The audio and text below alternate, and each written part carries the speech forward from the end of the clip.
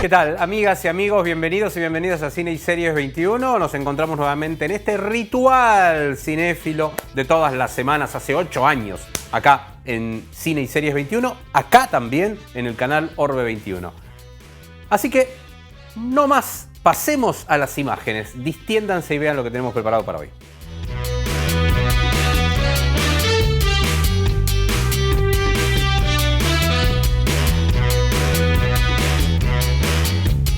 Bien, y arrancamos con una animación, vieron que viene nutrida y cómo está apostando Universal a partir de DreamWorks y particularmente con todo este equipo de, bueno, La aventura del Capitán Calzoncillos, Un jefe en pañales, varias películas interesantes que toman de estas historietas de los últimos años, bastante subversivas en el sentido de cómo de alguna manera jugaron con los géneros para llevarle a los niños otro tipo de aventuras interesantísimas. Viene esta nueva que es Las aventuras de Dogman. Las aventuras de Dogman, una película de Universal que, como les decía anteriormente, está apostando a competir fuertemente en el mercado de la animación, y esto es competirle más aún a Disney a partir de la asociación con Sony, los éxitos de Mi villano favorito, pero también con toda esta otra línea de películas que apuestan más a crear una suerte de nuevo sendero Pixar en lo que son los estrenos cinematográficos. ¡Ya me harté de este Dogman! ¡Es hora de detener a este super policía! ¡No va a arruinar mis planes malvados de destruir a los que hacen el bien! ¿Qué tan malvado puede ser un gato? ¡Muy malvado! ¡Dogman, escúchame! Solo tú puedes detenerlo. Con tus habilidades de Kung Fu, tu fortaleza canina y eso. No hay tiempo que perder. ¡Basta! ¿Que ya? ¡Vete de aquí! ¡Ve a arrestar a Petey y no me importa lo que tengas que hacer!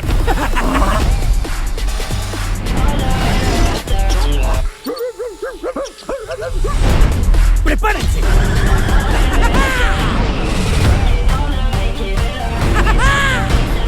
¡Oh, Dogman!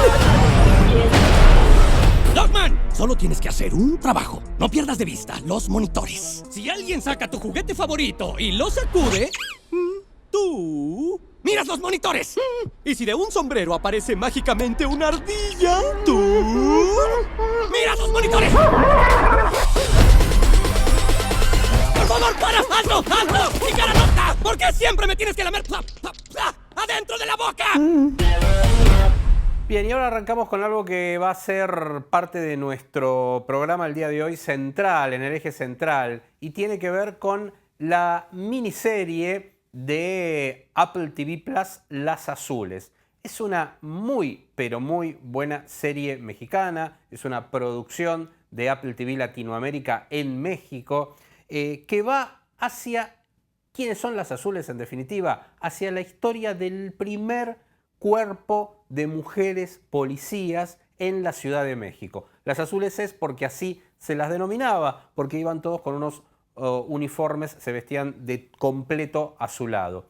Es interesante porque la serie tiene una recreación de época notable, es muy buena en términos de pulso narrativo, en las actuaciones. Tenemos el gran aporte de nuestro argentino Leonardo Sbaraglia, ahí jugando un papel muy importante, y recrea no solo un momento del lugar de la mujer en la sociedad mundial y particularmente en una sociedad muy conservadora como la sociedad mexicana en la década del 70, y cómo a partir de una jugada más política, de lavada de cara de la fuerza policial, que de alguna manera es lo que intenta contar Las Azules, cómo se termina tomando esa decisión para demostrar una suerte de apertura, pero en el fondo no las dejaban operar. Y cómo estas mujeres que representan a diferentes estereotipos, las 4 protagonistas de mujeres diferentes, de alguna manera toman las riendas de su vida y se destacan.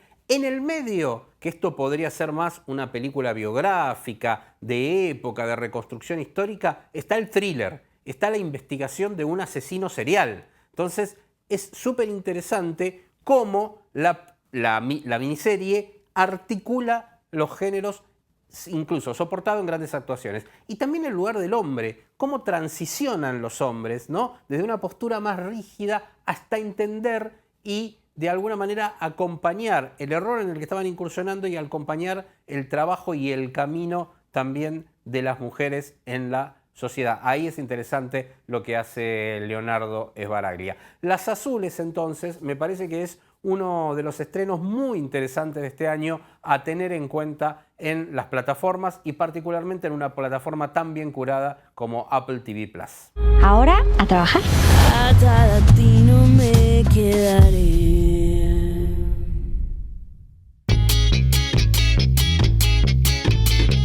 Bien, y en este bloque central van a poder disfrutar de un momento, espero que lo disfruten como lo disfrutamos nosotros, ¿no? La posibilidad de hablar con Leonardo Sbaraglia siempre es un golazo, por la mirada que tiene de la industria, por no solo como actor, sino la mirada del negocio en el sentido mejor del término. Y a partir de Las Azules pudimos tener esta larga entrevista que ahora, una vez más, y digo una vez más porque hablamos muchas veces en este programa en estos 8 años con Sbaraglia, una vez más compartiremos con ustedes. Leonardo, un gusto verte. Muchísimas gracias por recibirme con esto de Las Azules. Vos sabés que cuando veía la serie y por otro lado buscaba reacciones de críticos conocidos y lo compartía, decía, bueno, una cosa que está sucediendo con los productos Apple y de TV Plus, que son realmente buenos y que tienen muy buenas críticas. Tiene una curaduría interesante como plataforma. Vamos a arrancar por lo básico. ¿Cómo es que te llegó a vos el proyecto y qué te atrajo? Mira, yo tengo una relación con México desde hace ya muchos años. Yo empecé a trabajar allá en el año 2007, justamente y la primera cosa que hice fue con Bárbara Mori. Una película que era dirigida por Poncho Pineda, su primer película, que se llamaba Amor, Dolor y Viceversa, una muy buena peli. Y nos hicimos muy, muy amigos, te diría entrañables amigos con Bárbara. Después de eso, a mí me convocaron para hacer juntamente también con ella. Bueno, perdón, después sí trabajé, después de esa película con Poncho Pineda, volví a trabajar con Poncho Pineda en otra película que se llama Restos. No me acuerdo si antes o después, hice también con Bárbara una serie que se llama Dos Lunas, donde ella era la protagonista y yo era su galán, podríamos decir. Una serie muy, muy, muy interesante, que se pasó en su momento, creo que por Fox. Después, no recuerdo si hice otra cosa antes, después lo de Restos, pero bueno, finalmente cuando Fer Robsar, que es el creador de esta serie, el showrunner, que además son pareja con Bárbara, y me plantean hacer esta serie que era como la idea de una serie, bueno, que ponía como en jaque toda el mundo, de alguna manera, machista, ¿no? de la sociedad mexicana en los años 70, contrastado con ni más ni menos que mujeres policías, ¿no? Entonces me pareció como muy interesante porque cada una de esas mujeres policías tenían como su historia donde los hombres eran, bueno, completamente interpelados, ¿no? Y de alguna manera la historia nuestra es como la historia del hombre, podríamos decir, dentro de todos los hombres que también están retratados en la serie, además de toda la lucha, ¿no? De toda la pujanza que tienen que ir como llevando adelante estas mujeres en esa sociedad mexicana de los años 70, en el mundo de la policía, claro. En el mundo del crimen, en un mundo que es en ese momento más todavía, le era tan hostil, ¿no? De hecho es una historia real, son las primeras mujeres policías que hay.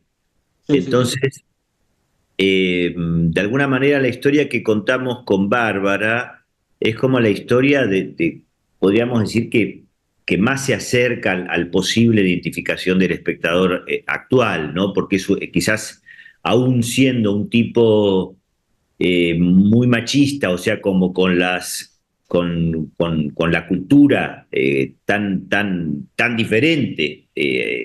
O sea, pues yo creo que se ha modificado muchísimo la cultura en los últimos 50 años, ¿no? Ha habido como muchísimos avances en ese sentido. Aún así sigue habiendo muchísimos sectores y muchísimas culturas en diferentes lugares, o muchísimos sectores de la sociedad que siguen siendo tremendamente machistas y que viven como en un siglo, como si fueran en el siglo XVIII todavía, ¿no? Digo, esto depende mucho en qué lugar del mundo estás, pero me pareció que lo más interesante de esta historia era que, bueno, mi personaje, aún dentro de la sociedad, es un tipo que, bueno, realmente empieza a hacerse muchas preguntas y realmente empieza a hacer como muchísimos esfuerzos de cambio, ¿no? Y me parece que realmente tiene una curva brutal, muy, muy, muy linda. El encuadrador de Tlalpan ha atacado nuevamente. ¡Tres hermanas muertas! ¡Ellos no hicieron nada! ¡Nosotros tenemos que morir para que importe! Vamos a abrir nuestras puertas No soy tuya. para que cualquier mujer que desee se pueda unir a la policía del Distrito Federal. Es día de dar ese paso. María quería ser detective. Fue hace muchísimo tiempo. ¿Se imaginan a María de policía? Todos pueden ser policías y yo no. ¿Quieren que las traten igual que los hombres? ¿Creen que no las valoran en casa? No han visto nada. ¿Puedes creer que ya estamos aquí? Silbatos en vez de pistolas. Nosotras, que somos la policía, le vamos a llamar a la policía Y pensar que les creímos. Claro, y vos sabés que el hecho de que arranque con esa historia, más allá de que es la protagonista principal, después se abre en ese crisol de personalidades, y eso es muy interesante también de la serie, de abarcar diferentes estereotipos. Esto que decís vos de tu personaje también da, ¿no? Bueno, ese es Baraglia, es el protagonista, es héroe habitualmente. Bueno, esto nos pasa a todos. Todos los hombres en algún momento, también juega con eso la serie, me pareció, ¿no? Tenemos episodios, hombres comunes, hemos tenido grandes episodios de machismo, aunque más no sea en la mirada del mundo que teníamos, ¿no? Tal cual. Y tal cual. Y además eso es una reflexión que nos va a seguir, o sea, que nos va a seguir, que va a seguir siendo necesaria. Es una reflexión que va a seguir siendo necesaria, ¿no? Porque el mundo sigue cambiando, el mundo se sigue moviendo. Para mí, en ese aspecto, de manera muy, muy positiva, porque bueno, se van reconociendo las originalidades, se van reconociendo las diversidades, se van reconociendo la gran cantidad de identidades que puede haber en una identidad sexual, en una identidad. Entonces, realmente, digo, yo dialogo hoy día con mi hija de 18 años y ya hay un abismo de distancia entre la cultura que yo tuve, aún siendo una persona, ¿no?, que pertenece al mundo del arte, al mundo, ¿no?, Todo, pero igual, sí. De cierto refinamiento, donde estamos todo el tiempo en contacto con cosas que nos interpelan, todo el tiempo en contacto con rupturistas, con cosas rupturistas, con vanguardia. Aún así, mi diálogo con una chica de hoy día de 15, 18, 20 años estamos hablando lenguajes que tenemos que volver a aprender. Entonces esto a mí me parece muy interesante, y me parece que bueno, que es un tema que toca la serie, ¿no? Que se hace cargo de eso, ¿no? En un lenguaje, bueno, que yo al mismo tiempo creo que es un lenguaje accesible. Realmente es una serie, bueno, que podría haber, es una serie apta para todo público, me da esa sensación también. Y está muy bien como thriller también, o sea, eso es lo interesante, ¿no? Thriller con dosis de comedia, o sea, está muy bien trabajado el género, y te decía, eso es una de las cosas que me parece que Apple ocupa hoy el lugar ese interesante de este tipo de producciones. Hablaste de Fernando y de que tenías un vínculo previo. A mí en la crítica que hice de la serie, me gustó mucho el trabajo él que hizo arqueológico, que que se reunió con gente con testimonios para armar el guión, porque no había mucha documentación al respecto, al estar basada en un hecho verídico y un hecho que no se quiere contar demasiado de la historia, evidentemente, porque surge como un grupo de propaganda, más de que realmente le quería empoderar a las mujeres a ser policías. Entonces, es interesante eso. ¿Cómo es Fernando como director, vos desde el punto de vista actoral y como showrunner, cómo describirías que fue ese trabajo? Bueno, él justamente me parece que fue muy lindo hablar con él porque él tenía muchísima claridad de lo que quería contar y yo creo que él un poco se ponía, ¿no? Siempre también en el rol de los hombres, se ponía en cada uno de los personajes y creo que particularmente con Alejandro él sentía como bueno, una responsabilidad grande porque él también se podía poner muy en la piel de Alejandro y en algo además que está muy presente yo creo en la sociedad mexicana, ¿no? Porque estamos hablando de una sociedad que en muchos aspectos, desde la Argentina hasta que uno no va a México y ve algunas cosas que son culturalmente muy arraigadas allá, es difícil entenderlo, ¿no? Yo creo que por eso es posible y es necesaria, tan necesaria una serie como Las Azules en México. Y me dio muchísima tranquilidad trabajar con él. Esa es la palabra, ¿no? Como tranquilidad, como confianza. Y además me dio a mí muchísimas, como muchísimo espacio, muchísimo escenario para poder también explorar al personaje, sobre todo a partir del capítulo 4, 5, 6 en adelante, cuando el personaje ya empieza se le empieza a reformular completamente su vida y empieza a tener incluso una relación no solo con su pareja diferente, sino también con sus hijos, ¿no? Eso también lo empieza a transformar como padre. Y creo que Fer está muy presente en Alejandro, ¿no? Entonces fue un trabajo muy agradable y muy hermoso trabajar con él. O sea, es de una dulzura y es un director además que te da, bueno, como todo el espacio para que uno pueda jugar y experimentar. Fue muy bueno.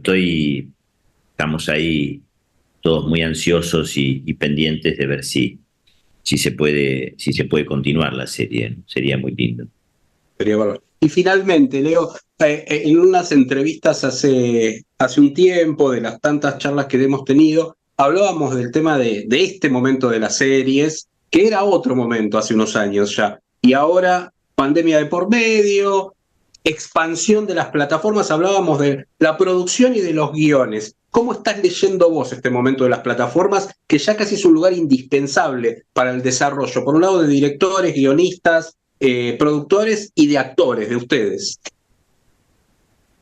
Bueno, sí, yo creo que hubo un cambio muy grande después de la pandemia, ¿no? Me parece que hubo una explosión de lo que es el mundo, no solamente de las telecomunicaciones, sino justamente de la ficción en las plataformas. Y bueno, me parece que es un mundo que está cambiando a pasos agigantados. No sé bien dónde, ¿no?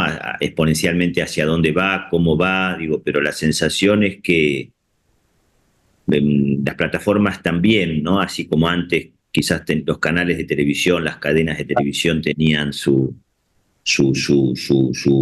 variedad dentro de su programación, me parece que también las plataformas están adoptando esa situación de cubrir, ¿no? De empezar a cubrir, ¿no? Como productos más populares o productos como más originales y productos más boutique, podríamos decir, ¿no? Y bueno, el ejemplo, no voy a hablar ahora de otras plataformas, pero bueno, yo he participado en los últimos años de muchos trabajos para plataformas donde se ha respetado la autoralidad, ¿no? Yo creo que una advertencia y un temor que tenemos todos, bueno, es que me parece que hay que cuidar mucho lo autoral, ¿no? Yo muchas veces la he escuchado a Lucrecia Martel hablando de esta advertencia, ¿no? Y de este fenómeno, y creo que es un fenómeno al cual sí hay que estar atentos y no saber dónde ceder y saber dónde no ceder, justamente para no perder nuestras identidades, sobre todo de lenguaje, autorales, propias. Y bueno, creo que, bueno, al menos en muchas cosas que yo he hecho últimamente, siento que se ha ido encontrando muy bien ese equilibrio, ¿no?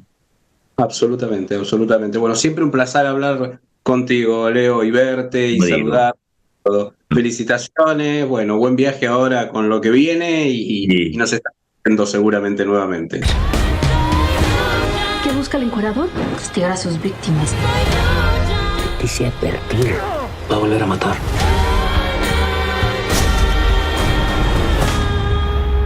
Ahora, a trabajar. Atada a ti no me quedaré.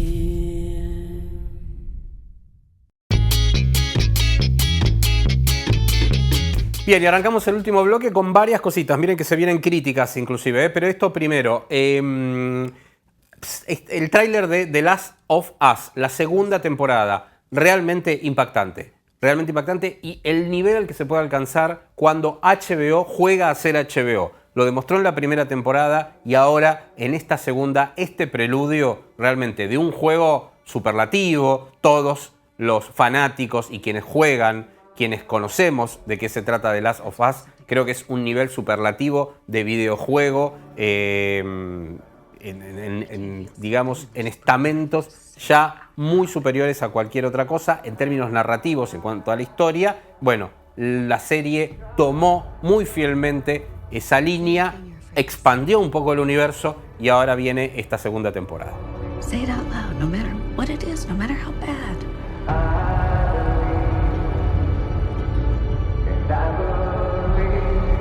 What did you do?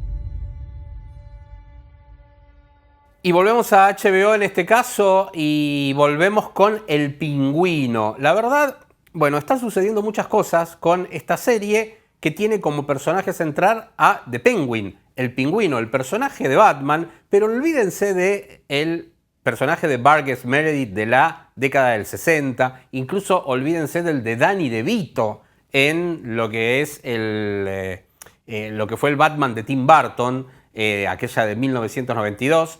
Batman Regresa, así se llamaba. Bueno, no, esto es un ser humano atormentado que en una ciudad vacía de poder, que son los resultados de las consecuencias de la Batman última que vimos, la de Matt Reeves, bueno, empieza a ocupar el lugar de líder mafioso. Oswald Cobblepot, así es como es el nombre original de El Pingüino, que lo conocemos como El Pingüino, interpretado por Colin Farrell. Colin Farrell va a ganar un montón de premios por esta interpretación. Ya lo vieron en la película y ahora está llevando adelante una serie que muchos comparan con Sopranos. En el tono y en el nivel, fíjense hasta dónde ha escalado esto, y es un capítulo por semana. Hasta ahora van ya 3 episodios. Es realmente de un nivel muy, muy alto para la televisión y expande el universo de Batman, de esa Batman última que vimos hace ya 2 años, si no me equivoco, de Batman, y ahora de ese mismo personaje y en esa misma ciudad gótica empieza a articular los resortes de poder de cómo ocupar el lugar del negocio ilegal. pero también con todas las tramas personales, con una riqueza de personajes alrededor, con una producción, con un nivel de detalle en lo que es la ciudad y el diseño de la ciudad. No, la verdad está todo bien en esta serie, está en HBO obviamente, Warner es quien tiene los derechos de esta serie, así que bueno, nada más que opiniones buenas respecto del Pingüino y bueno, y empezar a pensarla como eso, como un homenaje tanto al cine scorsesiano de mafia, la mafia más scorsesiana, como también a Los Soprano. They're gonna tell stories about us one day. Our names are gonna live forever.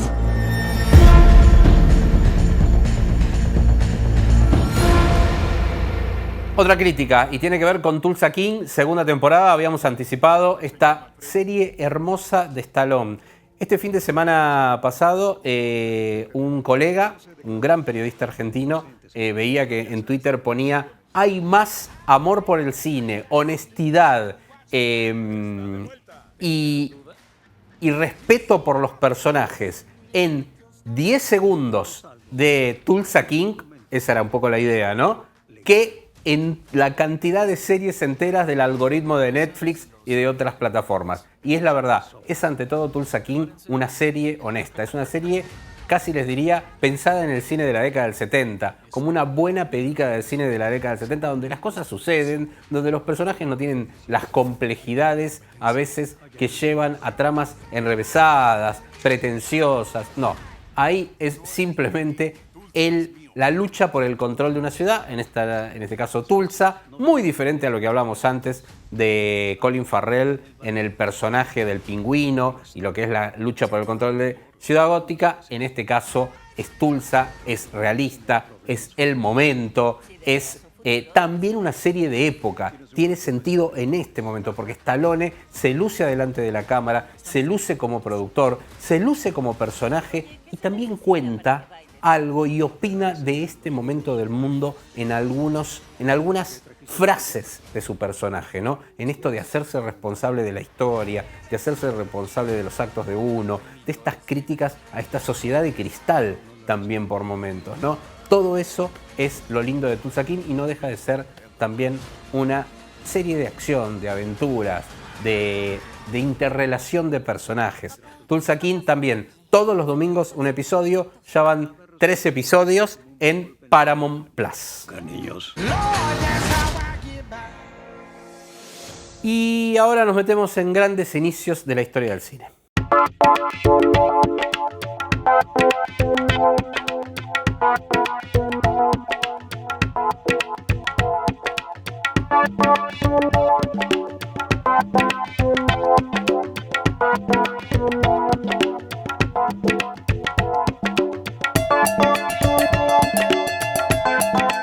Y este es un lujazo, ¿no?